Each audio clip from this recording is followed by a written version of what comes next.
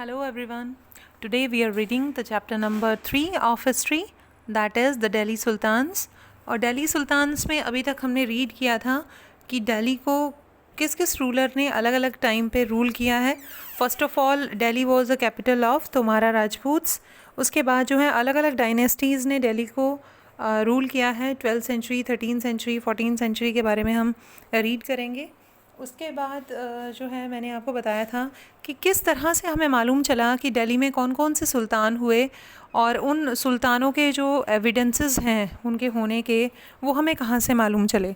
तो हमने author of तारीख के बारे में बात की थी कि ऑथर ऑफ तारीख कौन थे. लर्नड मैन थे जो कि सुल्तान की कोर्ट्स में हुआ करते थे और वो मेनली एडमिनिस्ट्रेटर्स थे. कुछ पोएट्स थे जो कि तारीफ़ किया करते थे रूलर्स की और रूलर्स को एडवाइज़ किया करते थे कि उन्हें रूल कैसे करना है. तो आज हम उन्हीं ऑथर्स ऑफ तारीख के बारे में डिटेल में स्टडी करेंगे. तो let's read the chapter further. Keep the following additional details in mind. The author of Tariq lived in cities, mainly Delhi, and hardly ever in villages. तो ये ऑथर ऑफ तारीख जो होते थे ये ज़्यादातर शहरों में रहते थे. गाँव में बहुत कम ऑथर्स रहते थे. क्यों शहरों में रहते थे? क्योंकि ये रूलर्स की तारीफ़ करते थे और रूलर्स के दरबार में रहते थे.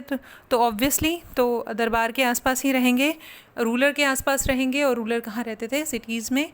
और ऑथर ऑफ तारीख भी सिटीज़ में रहते थे. उसके बाद है They often wrote their histories for sultans in the hope of rich reward. वो सुल्तानों की हिस्ट्रीज़ लिखा करते थे, उनके लाइफ इवेंट्स के बारे में लिखते थे क्योंकि वो जो है अच्छे रिवॉर्ड्स की होप रखते थे. मतलब उन्हें इनाम चाहिए था, इसीलिए वो राजा की या सुल्तान की तारीफ़ किया करते थे.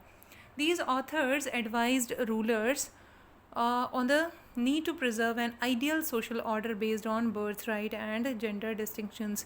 ये ऑथर जो थे एडवाइस किया करते थे रूलर्स को कि वो प्रिजर्व करें, अपने आइडियल बनाएं, एक मतलब आदर्श समाज बनाएं अपनी सोसाइटी को, ताकि दूसरे जो हैं उनसे इंस्पायर हो सकें और वो ये दिखा सकें कि रूल करना उनका बर्थ राइट है.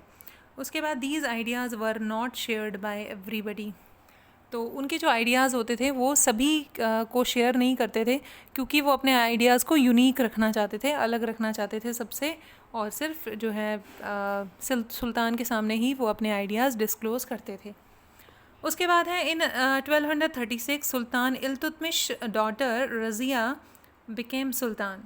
The chronicle of age Minhaj e Siraj recognized that she was more able and qualified than all her brothers, but he was not comfortable at having a queen as a ruler. तो 1236 की बात हो रही है, 1236 की, जब रज़िया सुल्तान को सुल्तान बनाया गया था.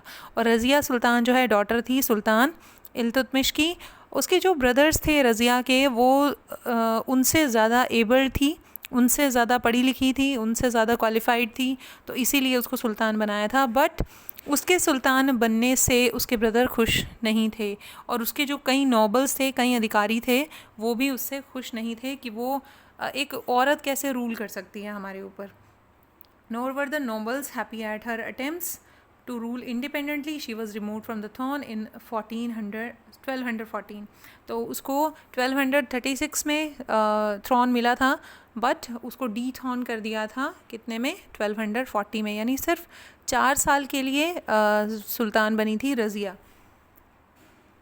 और आगे हम इसमें पढ़ने वाले हैं गैरिसन टाउन के बारे में. From garrison town to empire the expansion of Delhi सल्तनत.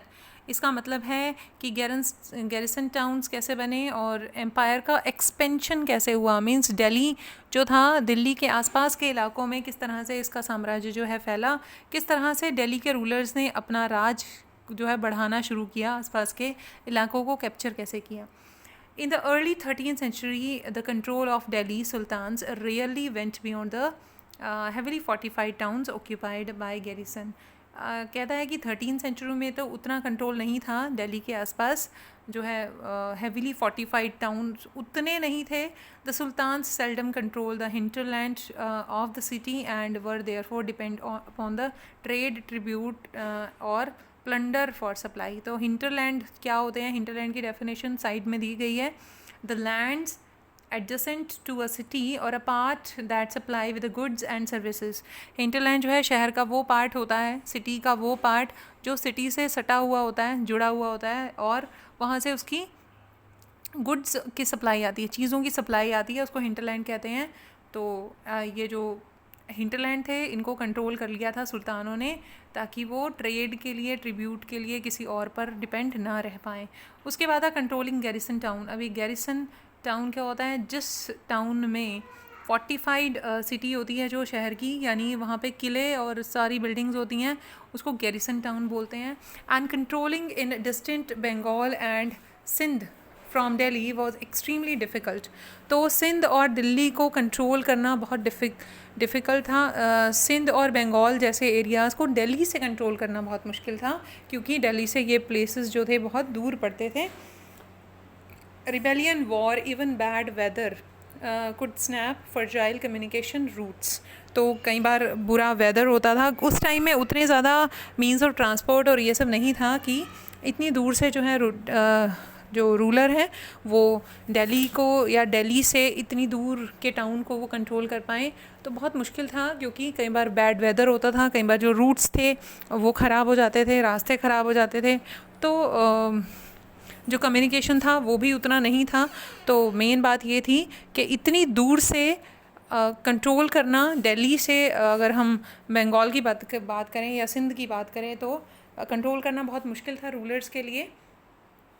And Delhi authority was also challenged by Mongol invasion from Afghanistan by governors who rebelled at any sign of Sultan's weakness.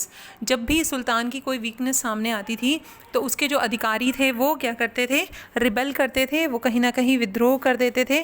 तो इससे भी जो है दिल्ली के सुल्तानों को लगातार खतरा बना रहता था, और कुछ बाहर के रूलर्स भी थे जो दिल्ली पर लगातार हमले करते थे.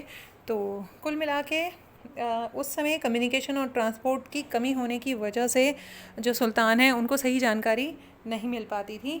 द सल्तनत बेयरली survive these challenges. It's consolidation occurred during the region of Ghiyasuddin Balban and further expansion under Alauddin Khalji and Mohammad Tughlaq. ये कुछ एक रूलर्स के नाम हैं, गियासुद्दीन बलबन, अलाउद्दीन खलजी और मोहम्मद तुगलक. इनके राज में जो है दिल्ली ने कुछ एक एक्सपेंशंस की थी, कुछ एक दिल्ली का जो राज है, रूल है, वो अपना एरिया बढ़ाया था वहाँ के सुल्तानों ने. तो इस पार्ट में इतना ही, और नेक्स्ट पार्ट में हम कैंपेन्स देखेंगे, इंटरनल फ्रंटियर क्या होते हैं, ये सब हम नेक्स्ट वीडियो में करेंगे. Till then bye bye, thank you very much.